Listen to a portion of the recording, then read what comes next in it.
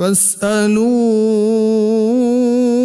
أهل الذكر إن كنتم لا تعلمون۔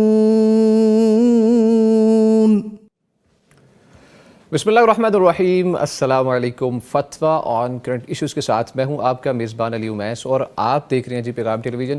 امید کرتے ہیں آپ جہاں ہوں گے خوش ہوں گے، بخیر و عافیت ہوں گے اور اپنی زندگی کو بہت ہی اچھے طریقے سے گزارتے ہوں گے، اور عید اور رمضان المبارک کی جو پرمسرت گھڑیاں ہیں وہ بھی آپ نے بہت اچھے طریقے سے گزاری ہوں گی، عبادات اور اللہ کا ذکر وہ بھرپور کیا ہوگا، اور پیغام ٹیلی ویژن کی جو نشریات ہے الحمدللہ وہ بھی آپ کو پورا رمضان المبارک سحر، افطار اور اس کے علاوہ دوسری تمام تر ڈے 24/7 آپ تک جو نشریات پہنچاتا رہے پیغام ٹیلی ویژن۔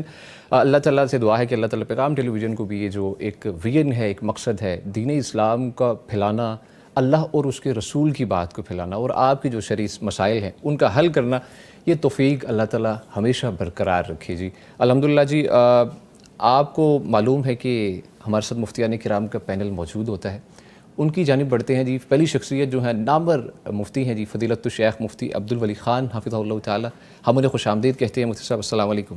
وعلیکم السلام ورحمۃ اللہ۔ مفتی صاحب آپ کی طبیعت کیسی ہے؟ جی الحمدللہ، اور مفتی صاحب عید کیسی آپ کی رہی؟ بہت اچھی گزری، بہت اچھی گزری الحمدللہ جی۔ اور صحت آپ کی کچھ خراب تھی مفتی صاحب، کیسی ہے؟ بہتری ہے؟ جی الحمدللہ، اب تو بہت فرق ہے الحمدللہ جی۔ بہت سے لوگ کنسرن تھے اور کئی لوگوں نے مجھ سے بھی پوچھا کہ مفتی صاحب کی طبیعت کچھ خراب لگ رہی ہے جی۔ بس وہ رمضان کا مہینہ بھی تھا، کچھ اس کے اثرات بھی ہوتے ہیں اور کچھ ویسے بھی طبیعت ٹھیک نہیں تھی، اب الحمدللہ چلے جی الحمدللہ۔ بہت سی دعائیں ہیں الحمدللہ ہمارے ساتھ، اللہ تعالیٰ آپ کو اپنے حفظ و امان میں رکھے۔ احباب دعائیں کرتے ہیں الحمدللہ جی، الحمدللہ کرتے ہیں۔ بالکل سر، جزاک اللہ۔ اور جو دوسری شخصیت ناظرین ہمارے ساتھ موجود ہیں، پولائٹ شخصیت ہیں بڑی اور مسکراتے چہرے ہیں الحمدللہ، فضیلت الشیخ مفتی محمد نعمان فاروقی حفظہ اللہ تعالی، ہم انہیں بھی خوش آمدید کہتے ہیں۔ مفتی صاحب السلام علیکم۔ وعلیکم السلام ورحمۃ اللہ۔ مفتی صاحب مزاج کیسے ہیں آپ؟ جی اللہ کا بہت احسان۔ آپ کی عید مفتی صاحب کیسی گزری؟ جی جی بہت اچھی ہے الحمدللہ۔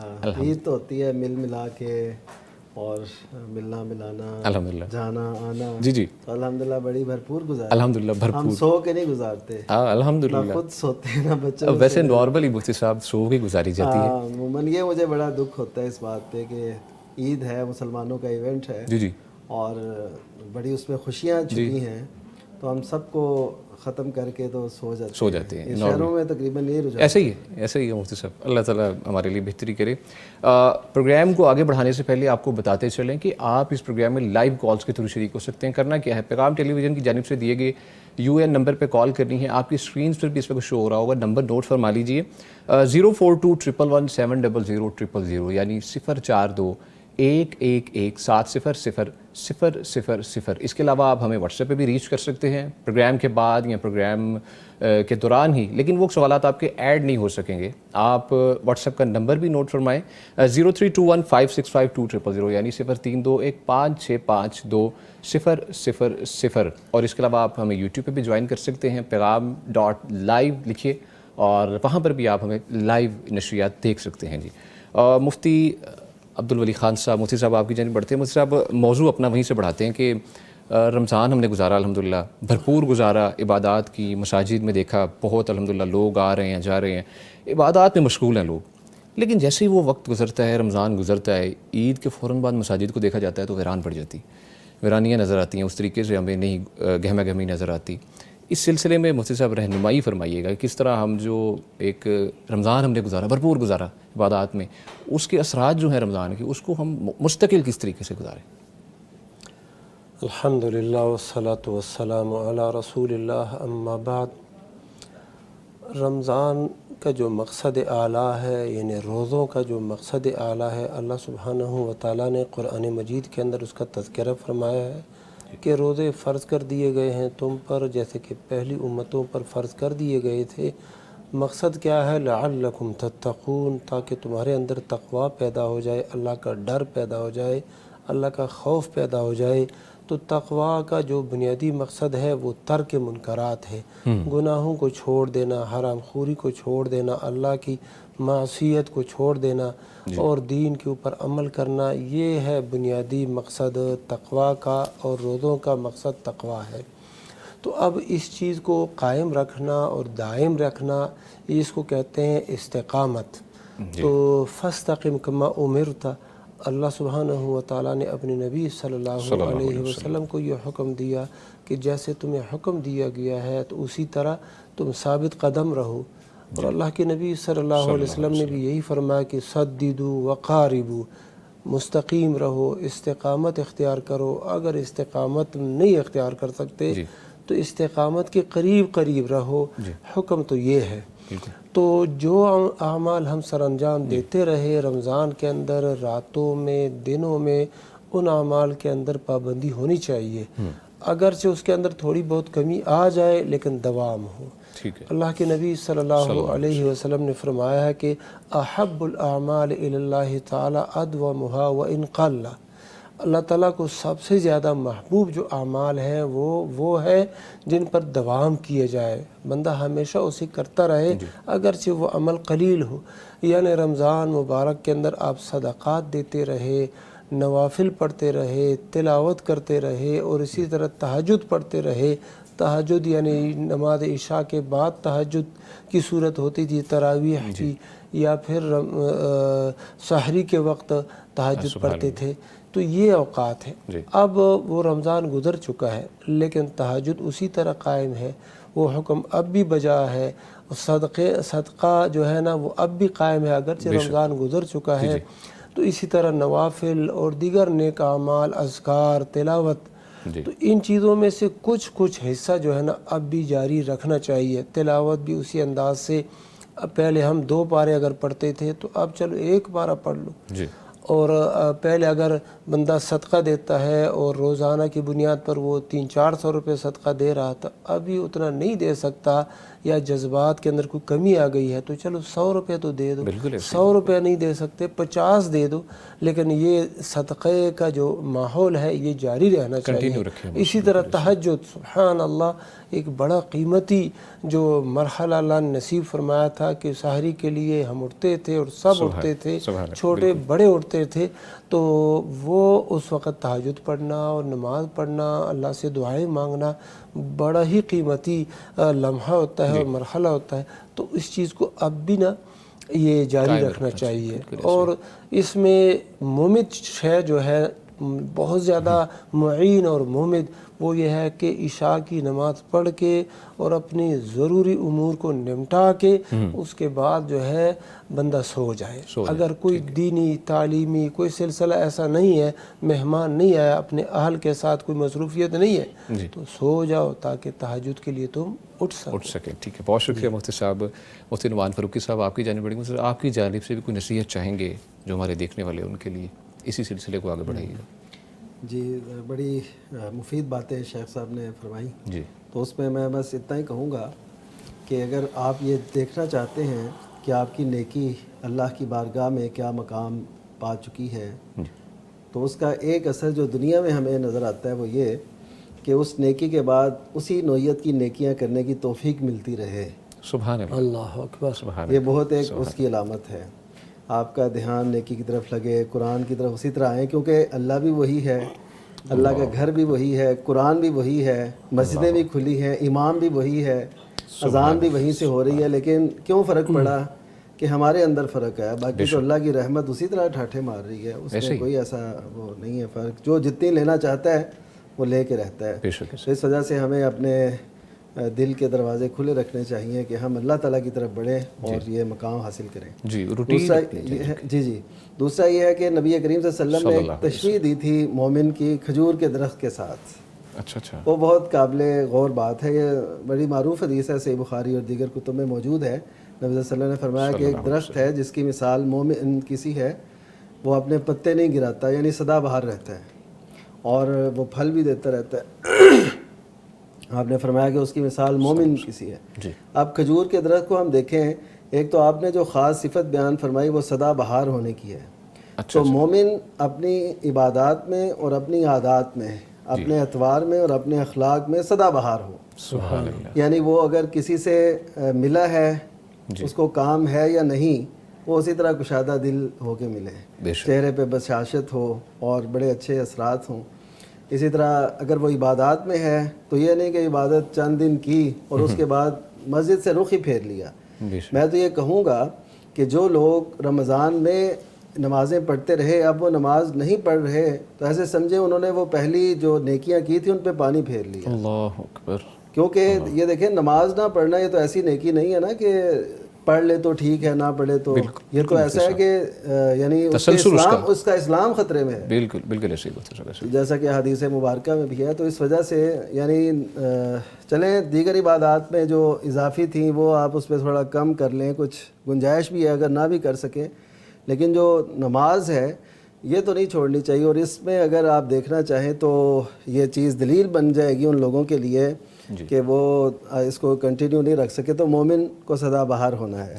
اور کھجور کا جو درخت ہے نا اس میں کئی خوبیاں ہیں. ایک تو یہ کہ وہ جہاں بھی اس کو اگائیں وہ اگتا چلا جاتا ہے, یعنی اس کی آپ خاص وہ پرداخت نہ کریں, کوئی کانٹ چھانٹ نہ کریں, پانی یہ وہ اس نے اپنا کام کرتے ہی چلے جانا ہے. حتیٰ کہ نیچے اس کی جڑوں میں پتھر بھی ہیں تو ان میں اسی میں اپنی جڑیں وہ مضبوط کر کے اوپر نکلتے چلے جانا ہے. تو مومن بھی ایسا ہونا چاہیے. پھر کھجور کا درخت جو ہے نا وہ نمایاں ہوتا ہے پورے درختوں سے, یعنی وہ اس نے علیحدہ ہی اس کا ایک تشخص ہے. تو مومن کو بھی علیحدہ تشخص بنا کے رکھنا چاہیے اور اسی کی طرح ڈٹ جانا چاہیے اور استقامت اختیار کرنی چاہیے. جیسے شیخ صاحب کہہ رہے تھے تو استقامت بہت لازمی امر ہے اور نبی کریم صلی اللہ علیہ وسلم نے بڑی اس کی ترغیب دی ہے. یہ ہمیں اللہ تعالیٰ توفیق دے کہ ہماری زندگی سدا بہار ہو, عادات میں بھی عبادات میں. آمین آمین. جزاک اللہ خیر. بہت شکریہ مفتیان کرام, آپ نے بہت اچھے طریقے سے ماشاءاللہ بیان کیا.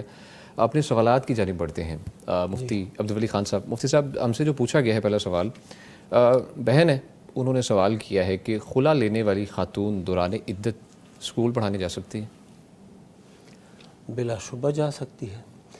یہ ایک غلطی جو ہے نا عوام کے اندر موجود ہے, سمجھنے میں یہ غلطی لگی ہے لوگوں کو کہ ایک ہے عدت وفات جی, اور ایک ہے عدت طلاق اور تیسری عدت ہے عدت خلا. تو جو عدت وفات ہے اس کے اندر کچھ پابندیاں ہیں. یعنی خاتون ہے, اس کا شوہر فوت ہو گیا ہے تو پہلی پابندی تو یہ ہے کہ یہ عورت 4 ماہ 10 دن انتظار کرے گی اور آگے کسی کے ساتھ نکاح نہیں کر سکتی. اور دوسری پابندی یہ ہے کہ وہ نقش و نگار والا جو لباس ہوتا ہے وہ نہیں پہنے گی. سرما, سرخی, خوشبو وغیرہ ان چیزوں سے وہ اجتناب کرے گی. لیکن ضرورت کے وقت وہ اپنے گھر سے باہر جا بھی سکتی ہے, اپنے امور نمٹا بھی سکتی ہے. کہیں پر معلمہ ہے اور کہیں پر وہ طبیبہ ہے, ڈاکٹر ہے, ٹیچر ہے, تو یا کوئی اور ذمہ داری ہے اس کی, تو اس کے لیے وہ جا سکتی ہے. واپس گھر آئے گی شام کو, اگر رات کی ڈیوٹی ہے تو پھر دن کو آئے گی. اور ایک ہے یہ عدت خلا, عدت طلاق, اس میں ایسی پابندی ہے ہی نہیں. خلا کی جو عدت ہے وہ بعض اہل علم 3 ماہ بتاتے ہیں, یعنی 3 حید بتاتے ہیں جس طرح کے طلاق کی عدت ہوتی ہے. اور بعض اہل علم وہ 1 حیض بتاتے ہیں. راجح بھی یہی ہے کہ جب 1 حیض آ جائے اس کے بعد اس کی عدت ختم ہو جاتی ہے. تو اس میں ایسی کوئی پابندی شریعت کی طرف سے نہیں آئی ہے کہ یہ عورت گھر سے باہر نہیں جا سکتی. ویسے تو عورت گھر کے اندر ہی رہے, یہی سب سے اعلیٰ اس کا جو ہے نا طریقہ ہے. لیکن اگر اس کی کوئی ضرورت ہے, بازار جا رہی ہے کوئی سودا خریدنے کے لیے, بچے کو اسکول چھوڑنے کے لیے, کہیں پر کام کاج ذمہ داری ہے اس کے لیے, تو خلا کے اندر یہ کوئی ممانعت نہیں ہے. اسی طرح عدت طلاق کے اندر بھی ایسی ممانعت نہیں ہے. جو پابندی ہے گھر سے نہ نکلنے کی بلا ضرورت وہ صرف اور صرف عدت وفات میں ہے. اچھا, بہت شکریہ مفتی صاحب. مفتی نعمان فاروقی صاحب, مفتی صاحب اگلے سوال کی جانب پڑھتے ہیں. پوچھا گیا ہے کہ شادی کی رات ہی نفل پڑھیں یا پھر ولیمے کے بعد بھی پڑھے جا سکتے ہیں؟ صحیح. ان الحمد للہ والصلاۃ والسلام علی رسول اللہ. بات کچھ ایسی ہے کہ ہمارے ہاں یہ تصور ہے جب بھی کوئی شخص دولہا دلہن کو ترغیب دیتا ہے کہ کیسے آپ نے وہ پہلی رات گزارنی ہے یا ایسا کچھ, تو شرعی حکم بتاتے ہوئے نا وہ کہتے ہیں آپ نے 2 نفل پڑھنے ہیں. اچھا ٹھیک. تو اور اللہ سے دعا کرنی ہے. تو وہ انہوں نے سمجھ لیا کہ شاید یہ دین کا حصہ ہے یا نبی کریم صلی اللہ علیہ وسلم کا حکم ہے یا ارشاد ہے. تو اس وجہ سے وہ ایسے سوال کرتے ہیں کہ ہم کب وہ نفل پڑھیں. اب شادی کی رات ظاہر ہے وہ दुल्हन जो है पूरा मेकअप करके, बल्कि मैं इस मौके पे ये भी अर्ज़ करूँगा जी जी कि दूल्हें तो अक्सर वो नमाज़ें इकट्ठी पढ़ती हैं बाद में, वो अगले दिन बेशक पढ़ें जो रह जाती हैं, क्योंकि वो अगर वज़ू वगैरह करें तो सारा मेकअप ख़राब होता है। काफ़ी तो इस वजह से हमें सारी चीज़ें मद्देनज़र रखनी चाहिए, नमाज़ों को मौखर ऐसे नहीं करना चाहिए। लेकिन जिसकी बात पूछी गई है जिसकी बाबत, वो ये है कि नफल है ही नहीं है, शादी के मौके के नफल नहीं है। अच्छा अच्छा ठीक है ही नहीं, हाँ, नफल है ही नहीं, साबित नहीं है।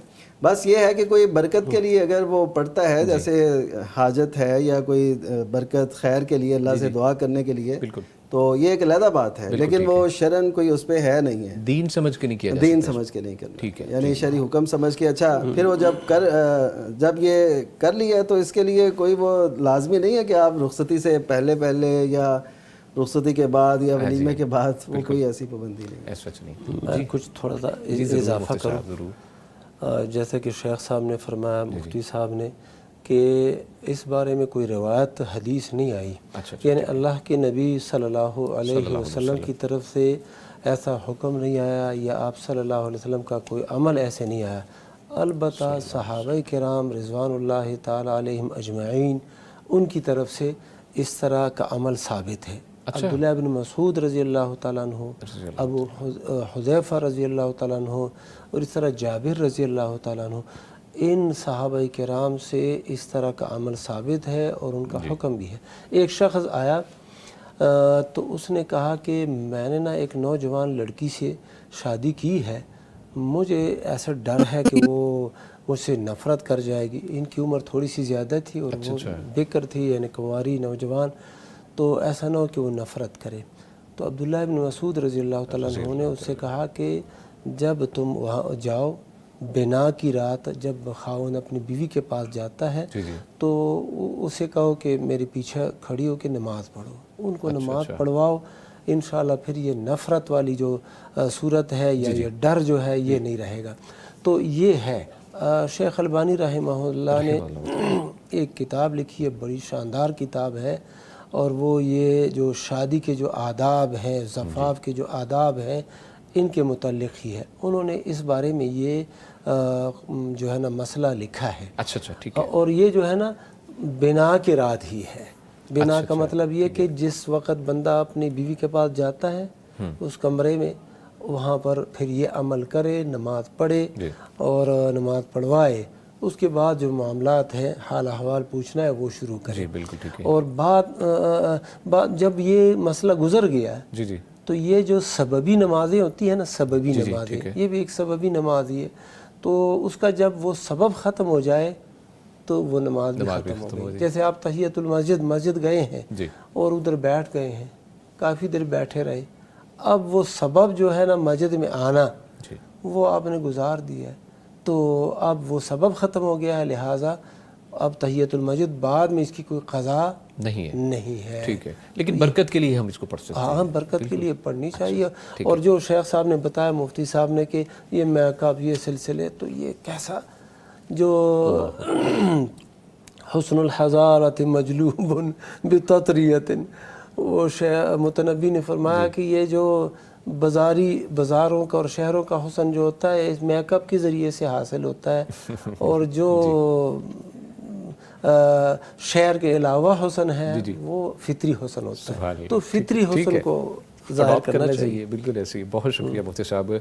नाज़रीन, गुफ्तगू और आपके सवालात का सिलसिला आगे बढ़ाएंगे, लेकिन एक छोटी सी ब्रेक के बाद। फस्अलू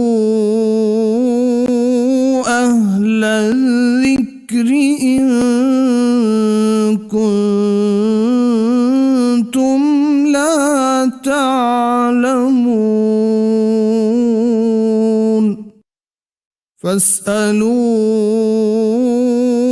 अहल ज़िक्रि इन कुंतुम ला तालमून। वेलकम बैक जी। गुफ्तगू का सिलसिला आगे बढ़ाते हैं, लेकिन आपको बताते चलें कि इस प्रोग्राम को स्पॉन्सर किया गया है सलवा बनास्पति एंड कुकिंग ऑयल और नेमत बनास्पति एंड कुकिंग ऑयल की जानिब से।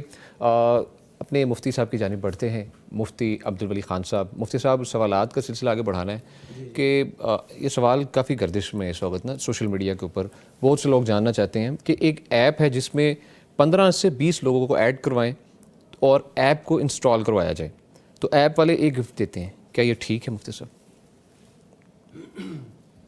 وہ گفٹ کیا چیز ہوتی ہے؟ رقم کی صورت میں، پیسوں کی صورت میں گفٹ ہوتا ہے۔ لائک اگر ہم انہوں نے جو رکھا ہے نا 15 سے 20 لوگ پر جو اگر ایڈ کرتے ہیں نا، ایک شخص انسٹال کرے گا، آپ کا پرٹیکولر کوئی کوڈ ہوگا وہ لگایا جائے گا، اس پہ بونس ملتا ہے، وہ آپ کو بیک بونس آتا ہے، پیسے آتے ہیں۔ صحیح۔ تو وہ جو لوگ اس میں ایڈ ہوتے ہیں، جی جی، شامل ہوتے ہیں، تو وہ کیا کریں گے؟ مفتی صاحب کچھ نہیں کریں گے، صرف انسٹال اگر کریں گے نا، ہاں جسٹ اگر میرے کچھ روابط ہیں، میں کسی کو لنک بھیجوں گا، میرے لنک پہ جا کے وہ کلک کرے گا، ایپ کو انسٹال کرے گا موبائل کے اندر، تو مجھے اس کا جو ہے نا کیش بیک آ جائے گا اس چیز کا۔ صحیح۔ اس کے بارے میں تھوڑی سی تحقیق ہونا ضروری ہے، اگر شیخ صاحب کے ذہن میں اس کا کوئی جواب ہے تو وہ دیں گے، میں ذرا غور کر کے انشاءاللہ جی پھر مفتی صاحب، اگر آپ کی نظر سے گزرا یہ مسئلہ؟ جی جی، ایسا ہے کہ یہ اصل میں مارکیٹنگ کا ایک طریقہ ہے، ہاں ٹھیک ہے، اور اس میں زیادہ تر مارکیٹنگ جو ہے نا وہ غرر پہ مشتمل ہے، یعنی دھوکے پہ۔ ہاں ہوتا کیا ہے کہ وہ جو ہے نا باقاعدہ ایسے نہیں ہوتا، یعنی ایسے سمجھیں کہ جیسے مارکیٹنگ ہو رہی ہے لیکن غلط طریقے سے، اس میں دھوکہ ہے۔ جی اور اس طرح وہ اصل جو مالکان ہیں وہ سمجھ رہے ہوتے ہیں کہ اتنے بندے ایڈ ہو چکے ہیں ہمارے ساتھ، انہوں نے انسٹال کر لیے، وہ ہمارے سے متاثر ہیں اور انہوں نے یہ چیز اپنے فائدے کے لیے ڈاؤن لوڈ کی ہے۔ لیکن ہوتا ہے کہ یہ سب کچھ جو ہے نا وہ خود سے ہو رہا ہوتا ہے، یعنی ایک جیسے ہوتا ہے نا جیل سازی سے، لالچ دے کے لوگوں جی جی، کہ یار تم یہ کر لو تو کوئی نہیں، ایسے ہاں ایسے کر لیں گے، بالکل تو کسی دوست سے کروا لی کوئی ایسے، یعنی اس کے پیچھے کوئی ہوتی نہیں حقیقت۔ جی بالکل ٹھیک، تو یہ ہے کہ کمپنی اپنی وہ چاہ رہی ہوتی ہے لیکن وہ دھوکے میں جا رہا ہوتا ہے سارا سلسلہ، ٹھیک ہے، اس وجہ سے یہ کام مشکوک ضرور ہے۔ مشکوک ضرور ہے۔ اگر in case direct company he offer کر رہی ہے، جو کمپنی نے لانچ کیا ہاں، ہے، اور یہ بندے بھی ٹھیک ہوں، جی ٹھیک ہے، یعنی جو بندے انہوں نے ساتھ شامل کیے ہیں ان کو کسی لالچ یا دھوکے سے نہ کیا ہو، صحیح مارکیٹنگ ہو جیسے کی جاتی ہے، اس میں کوئی شیشے میں نہ اتارا جائے، تو ٹھیک ہے۔ ٹھیک ہے جی، بہت شکریہ مفتی صاحب۔ مفتی نعمان فاروقی صاحب، آپ نے بہت جواب دیا، اللہ تعالیٰ آپ کو خوش رکھے، کیونکہ یہ کافی گردش میں تھا سوال، مجھ سے بھی کئی جو ہے نا دوست ہیں، کیونکہ جو آج کل سوشل میڈیا پہ کچھ دیر عرصہ پہلے جیس کیش کچھ ایسی ایپ ہے اس نام سے، اس نے بھی کیا، لیکن وہ تھا ڈائریکٹ کمپنی کی طرف سے، اس لیے میں نے آپ سے پوچھا کہ اگر ڈائریکٹ کمپنی کرتی ہے اس کا ڈفرینٹ ہے اس سے، اور جو اگر یہ لالچ ڈائریکٹ کرے اور جو کر رہے ہیں وہ بھی کوئی اس پہ دھوکہ دہی سے کام نہ لے، ٹھیک ہے۔ بہت شکریہ مفتی صاحب۔ مفتی عبدالولی خان صاحب، مفتی صاحب فرمائیے گا کہ ہندو کی کچھ رقم سے مسجد جو ہے نا وہ بنائی جا سکتی ہے، یا کوئی رقم ڈونیٹ کریں تو اس کو اللہ کے دین کے لیے استعمال کیا جا سکتا ہے؟ یہ جو مال حرام ہوتا ہے نا، جی جی، حرام مال، جی اس کی دو قسمیں ہوتی ہیں۔ ایک قسم تو ہے کہ جو عیناً اور ذاتاً حرام ہو، جی، اور ایک وہ ہے کہ کسباً حرام ہو، ذاتاً اور عیناً حرام نہ ہو، کسباً حرام ہو، ٹھیک ہے، یعنی اس کی وہ کمائی کا جو ذریعہ ہے نا وہ حرام ہو۔ ٹھیک ہے، تو جو عیناً اور ذاتاً حرام ہو اس کا استعمال تو بندہ اپنے آپ پر بھی نہیں کر سکتا، کسی اور کے لیے بھی نہیں کر سکتا، مسجد میں بھی وہ نہیں لگا سکتا، چاہے وہ مسلمان کا پیسہ ہو یا کسی ہندو کا پیسہ ہو۔ ٹھیک ہے، اچھا، اور جو ہے جو کمائی دوسری قسم کی ہو، جی جی، اگر ہندو ہے اور اس نے وہ پیسہ کمایا ہے جائز طریقے سے تو اس کو آپ مسجد میں بھی لگا سکتے ہیں، اور کسی مسلمان کو بھی اس کا تحفہ درست ہے، دینا درست ہے۔ تو یہ تحفے جب کسی کافر کی طرف سے قبول کرنا درست ہے، اللہ کے نبی صلی اللہ علیہ وسلم نے کافروں کے ہدیے اور تحفے قبول کیے ہیں، تو مسجد کے لیے بھی ان کا ہدیہ یا تحفہ قبول کرنا درست ہے۔ کعبۃ اللہ جو ہے، جو شروع میں بنایا گیا تھا، وہ کافروں کے پیسے تھے، مشرکین مکہ کے پیسے تھے، جی، لیکن اس میں بھی یہ ایک عنصر وہ شامل تھا حلال کہ پیسہ، حلال پیسے تھے، جس کے حرام تھے اس کو شک بھی تھا، وہ اس کے جو میں پیسے نے بتایا نا کہ ذاتاً اور عیناً جو حرام ہو وہ تو کہیں بھی نہیں لگ سکتا۔ جو پیسہ حلال ہے، ان حلال ذریعے سے آیا ہے، وہ کافر کا ہو یا مسلمان کا، مسجد میں آپ لگا سکتے ہیں۔ ٹھیک ہے، بہت شکریہ۔ لیکن یہ ہے کہ اس کافر کا یا ہندو کا اس مسجد میں ہولڈ پھر نہ ہو، کہ اذان ایسے کا ہو، اذان لاؤڈ اسپیکر میں کا ہو یا نہ کا ہو، یا کوئی اور اس کی جو ہے نا قوت وہاں پر چلتی ہو، ایسا نہ ہو۔ ٹھیک ہے، بہت شکریہ مفتی صاحب۔ مفتی نعمان فاروقی صاحب، مفتی صاحب سوال ہے کہ میاں اور بیوی کا سونا جو ہے، جو سونا ہے اس کو جمع کر کے اگر 7.5 تولے کے قریب بنتا ہو، اس پہ زکوٰۃ واجب ہے یا نہیں؟ میاں اپنا جو ایک شوہر ہے اس نے والدہ کا اور جو اس کی وائف ہے اس کا اکٹھا کیا ہے. اچھا اچھا جی صحیح. دیکھیے جی، جو شریعت میں رکھا گیا نا 7.5 تولے، وہ ایک بندے کی ملکیت کی بات ہے. اچھا، single person. Single person. Okay okay کہ اس کے پاس، ایک بندے کے پاس اتنا ہو تو اس پہ زکوٰۃ ہوگی. ٹھیک ہے. عورت کے پاس ہے، بیوی کے پاس، تو اسی پہ زکوٰۃ ہوگی اگر وہ 7.5 تولے ہو اور اس پہ سال بھی گزرے. تو اسی طرح والدہ محترمہ، ان کے پاس بھی اگر سال گزرے اور اتنا ہو تو ہوگی. دونوں کو جمع نہیں کیا جائے گا، کیونکہ زکوٰۃ اور یہ جو جانوروں کی زکوٰۃ وصول کرنے کے اصول ہیں، اس میں یہ ہے کہ نہ جمع کیا جائے اور نہ افتراق کیا جائے. ٹھیک ہے ٹھیک ہے. یعنی جمع یہ ہے کہ مختلف لوگوں کی بھیڑ بکریاں جمع کر کے کہا جائے جی تم پہ اتنی زکوٰۃ بنتی ہے، ایسے بھی نہیں ہوگا. جی بالکل. اور نہ اسی طرح سونے اور چاندی کو مکس کیا جائے گا، اور نہ سونے چاندی اور کرنسی کو مکس کر کے کہا جائے گا جی اب اس پہ زکوٰۃ بنتی ہے. صرف علیحدہ علیحدہ دیکھیے، اگر ایک ہی نصاب ہوتا ہے تو پھر نبی صلی اللہ علیہ وسلم ایک بتاتے ہیں نا، دو کیوں آپ نے بتایا؟ دو اس لیے کہ اس کا نصاب علیحدہ ہے، اس کا علیحدہ ہے. ٹھیک ہے ٹھیک تو اس وجہ سے زکوٰۃ جو ہے نا وہ تھوڑی سی وضاحت میں مزید ضرور مفتی صاحب آپ ایڈ کیجیے. یہ جو سونا چاندی ہے، مال تجارت ہے، اس کا حکم مختلف ہے جانوروں کی زکوٰۃ سے. اچھا اچھا ٹھیک. جو صائمہ یعنی سین کے ساتھ چرنے والے جو جانور ہیں ان کا حکم مختلف ہے. 2 بندے ہیں، 2 بندوں کی نا ایک بندے کی 20 بکریاں ہیں، دوسرے کی بھی 20 بکریاں ہیں. اچھا، اب ان کا چرواہا ایک ہے اور ایک ہی بندہ اس کو چراتا ہے، ایک ہی بندہ، دونوں کو جمع کیا، ریوڑ ایک ہے. ٹھیک ہے. تو اب اگرچہ ایک کی 20 ہیں، دوسرے کی بھی 20 ہیں، دونوں کو یعنی دونوں پر زکوٰۃ لازم ہے. ایک بکری لازم ہے، وہ نصف بکری اس کے ذمہ ہو جائے گی، نصف بکری اس کے ذمہ، یعنی ایک بکری دے گا اور دوسرا شخص اس کے پیسے دوسرے ساتھی کو ادا کر دے گا. تو جو جانوروں کا مسئلہ ہے، جب ریوڑ ایک ہو، لا یجمع بین متفرقین، اس کا مطلب یہ ہے کہ جو الگ الگ، اس کا چرواہا الگ ہے، ریوڑ الگ ہے. اب جو زکوٰۃ وصول کرنے والا شخص ہے حکومت کی طرف سے آیا اور وہ کہتا ہے دونوں کو جمع کرو، جی جی بالکل. تو ایک کی 30 ہے، دوسرے کی بھی 30 ہے، وہ اگر یہ ملا دیے جائے تو 40 سے زیادہ اس کی تعداد بنتی ہے، تو پھر تو زکوٰۃ لازم ہے. تو وہ ایسے کرتا ہے. ہاں، اور اسی طرح کہ لا یفرق بین مجتمعین، اسی طرح ان جانوروں کو بھی الگ الگ نہیں کیا جائے گا جو جمع ہے، یعنی ایک ریوڑ کی شکل میں ہے، اگرچہ 2 مالک ہیں اس کے، ان کو بھی الگ الگ نہیں کیا جائے گا کہ یہ جو مالک ہیں یہ کہہ دیں چلو ہم تو چرواہا بھی ایک ہے، ریوڑ بھی ایک ہے، لیکن اب وہ زکوٰۃ وصول کرنے والا آ رہا ہے اور ہم سے بکری لے جائے گا، اس کو الگ الگ کرتے ہیں. تو ایک کے 25 ہیں، دوسرے کے 15 ہیں، تو اس طریقے کے ساتھ پھر زکوٰۃ تو نہیں لازم ہوتی. تو یہ دونوں کو یہ حکم ہے. ٹھیک ہے، بہت شکریہ مفتی صاحب. کالر موجود ہیں، ان کی جانب بڑھتے ہیں. جی السلام علیکم. وعلیکم السلام. سر کیا ہے؟ ٹھیک ٹھاک الحمدللہ، اللہ کا شکر. آپ سنائیں کیسی طبیعت ہے آپ کی؟ جی سر ٹھیک ٹھاک. جی پوچھیے، کیا پوچھنا چاہیں گے؟ سر میں محمد ناصر بات کر رہا ہوں سیلاب سے. جی جی. آپ اپنے ٹی وی کا والیوم اگر بند کر دیں گے نا، آسانی آپ کے لیے بھی ہوگی، ہمارے لیے بھی ہوگی. ڈبل آپ کو آواز آ رہی ہے، دیٹس وائی آپ کو ایشو ہو رہا ہے. جی جی سر، اس میں یہ ہے کہ میں نے نا سوال پوچھنا تھا مفتی صاحب سے کہ میں نے سنا کہ اکثر جتنے بھی ہمارے ناظرین دیکھنے والے ہیں ان کے لیے بھی یہ پیغام ہے کہ آپ جب کال کیا کریں تو والیوم اپنا ڈاؤن کر لیا کریں یا بالکل بند کر لیا کریں. جی سر. جی تھینک یو. جی سر شکریہ. اس میں یہ ہے کہ میں نے پوچھنا تھا کہ میں نے سنا ہے کہ اکثر کی اور فجر کی نماز کسی بھی نماز کے ساتھ اٹیچ کر کے نہیں پڑھ سکتے. ایک میرا یہ سوال ہے. ٹھیک ہے. اور دوسرا یہ ہے کہ ہم نے آج یا ان کے مجھ سے مثال کے طور پر میں نے آج ایک نماز پڑھی ہے پورے دن میں. جی. میرا رات تک کوئی بھی ٹائم نہیں لگا نماز پڑھنے کا. اگلے دن کیسے میں ساری نمازیں پڑھوں گا؟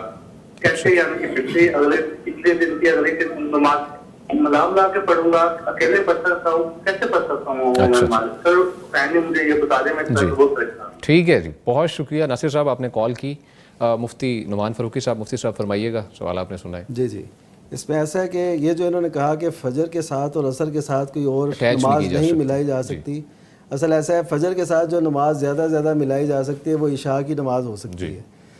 کوئی سویا رہ جائے اور صبح اٹھا فجر کا بھی وقت ہے اور عشاء اس کے ذمے ہے تو وہ ظاہر ہے عشاء بھی پڑھے گا, کیونکہ اس جو نماز رہ جائے اس کے بارے میں نبی صلی اللہ علیہ وسلم کا حکم یہ ہے کہ من نام عن صلاۃ او ناسیہ, کہ جو نماز سے سویا رہ جائے یا اسے بھول جائے تو وہ پھر جب اسے جاگ آئے یا یاد آئے تب وہ پڑھ لے, وہی اس کا وقت ہے. ٹھیک ہے, اس کو مؤخر نہیں کرنا, اس کو پڑھنا ہی پڑھنا ہے. بس اتنا دیکھ لیں کہ اگر فجر کی نماز بالکل کھڑی ہے تو آپ پہلے فجر پڑھیں گے ظاہر ہے, اس کے بعد پھر عشاء پڑھیں گے. تو جو نفل سے جو روکا گیا ہے اس سے مراد یہ ہے کہ وہ نفل نہیں پڑھنے, فرض جب بھی ہیں وہ پڑھنے ہی پڑھنے, بے شک عصر کے بعد ہوں چاہے فجر کے بعد ہو. جی ٹھیک ہے. باقی جو دوسرا مسئلہ انہوں نے پوچھا کہ گزشتہ روز کی نمازیں, یہ تو قطعاً نہیں ہے کہ آپ اگلے دن تک ان کو ڈیلے کریں. جب بھی آپ کو وقت ملا, اور اول ایسے ہونا نہیں چاہیے جیسے انہوں نے کہا نا, یہ کوئی بھی ایسی ایمرجنسی نہیں ہے کہ آپ کی دن بھر کی نمازیں رہ جائیں. اس بارے میں یہ کہوں گا اگر کوئی ایسی جاب کا معاملہ ہے, کئی ایسی کمپنیز ہیں جہاں پر الاؤ نہیں کیا جا سکتا, پاسبلٹی ہے, یعنی اگر یہ پاسبلٹی رکھی جائے کہ وہ سارے دن کی نمازیں ان کی رہ چکی ہیں. ہاں جی وہ میں بتا رہا ہوں کہ اگر ممکنہ ایسی کوئی صورت بن گئی ہے, کبھی کوئی ایسی صورت پیش آ گئی ہے تو اس میں پھر ایسے کیا جائے کہ جب ہی آپ کو ٹائم ملے اس وقت آپ نے اس کی ساری نمازیں پڑھ لینی ہے جو آپ کے ذمے ہیں, عشاء کے بعد ہوں مغرب کے بعد ہوں, جب بھی آپ کو ٹائم ملے آپ نے پوری نمازیں ساری پڑھ لینی ہے. اس کو اگلے دن تک مؤخر نہیں کرنا. وہ ایک حدیث سے غلط لوگوں نے سمجھا, نبی صلی اللہ علیہ وسلم نے فرمایا تھا کہ جس کی نماز رہ گئی ہے نا فجر کی, وہ اگلے دن اسے وقت پہ پڑھے, اگلے دن اسے وقت پہ پڑھے. تو انما التفریط فی النوم انما التفریط فی الیقظہ, جو کمی ہے نا وہ بیداری کے عالم میں ہے, سوئے میں ایسا ہو جائے تو خیر ہے, یہ اس حدیث میں. تو اس میں آپ نے فرمایا اگلے دن اس نماز کو وقت پہ پڑھے. لوگوں نے یہ سمجھا کہ یہ جو نماز آج فجر کی رہ گئی ہے نا اگلے دن فجر کے ساتھ پڑھے, آج ظہر کی رہ گئی ہے کل ظہر کے ساتھ پڑھے. ایسا کوئی تصور نہیں ہے. اللہ نہ کرے اس حالت میں اگر بندہ اس دنیا سے رخصت ہو جاتا ہے تو یہ نمازیں اس کے ذمے رہیں گی اور اس کا جواب دینا ہوگا. اس وجہ سے جب ہی پہلی فرصت ملے فرض نماز کو آپ نے ادا کرنا ہے, جو بھی اس کا وقت ہے. بلکہ نبی صلی اللہ علیہ وسلم نے تو یہاں تک فرمایا کہ اگر سورج غروب ہو رہا ہے تو وقت مل گیا نماز پڑھنے کا تو تب بھی نماز پڑھنی ہے, حالانکہ وہ ممنوع وقت ہے نماز. اچھا, ممنوع وقت میں بھی ہم نے جو اگر گزر چکی ہے وہ نماز پڑھ سکتے ہیں. ٹھیک ہے, کئی دفعہ ہوتا ہے کہ عصر ہماری رہ چکی ہوتی ہے اور مغرب کا وقت ہے اور ہم اس وقت گھر پہنچے ہیں اور اس وقت غروب ہو رہا ہے, اس وقت بھی پڑھنی ہے. اچھا پڑھ سکتے ہیں. ٹھیک ہے جی. مفتی عبدالولی خان صاحب, مفتی صاحب پوچھا گیا ہے کہ اکیلے آدمی کا اذان اور اقامت کہہ کر نماز پڑھنا کیسا ہے؟ بہت زبردست ہے. اچھا ہے. ٹھیک ہے. بالخصوص جب بندہ صحرا میں ہے, جنگل میں ہے, پہاڑی علاقہ میں ہے, وہاں پر کوئی اور نہیں ہے, تو پھر تو اللہ کے نبی صلی اللہ علیہ وسلم نے اس کی ترغیب بھی دی ہے اور فضیلت بھی بیان فرمائی ہے کہ وہ بندہ جو ہے چرواہا ہے, پہاڑ کی چوٹی پہ ہے, اذان دیتا ہے, پھر اقامت کہتا ہے, نماز پڑھتا ہے, تو یہ ایک اعلیٰ مثال ہے. اور اگر بندہ ایسا ہے کہ شہر میں ہے, ایک علاقہ ہے, قصبہ ہے, اس میں رہتا ہے, تو اس میں بھی اگر اس کی نماز رہ گئی ہے, بعد میں اب وہ اذان کہتا ہے اپنے گھر کے اندر, اقامت کہتا ہے, تو بالکل اچھی بات ہے.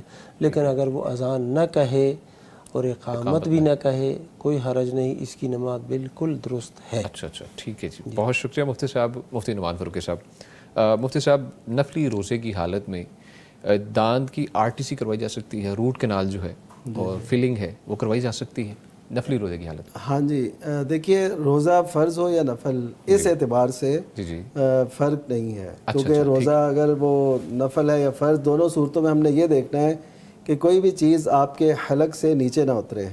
ٹھیک ہے.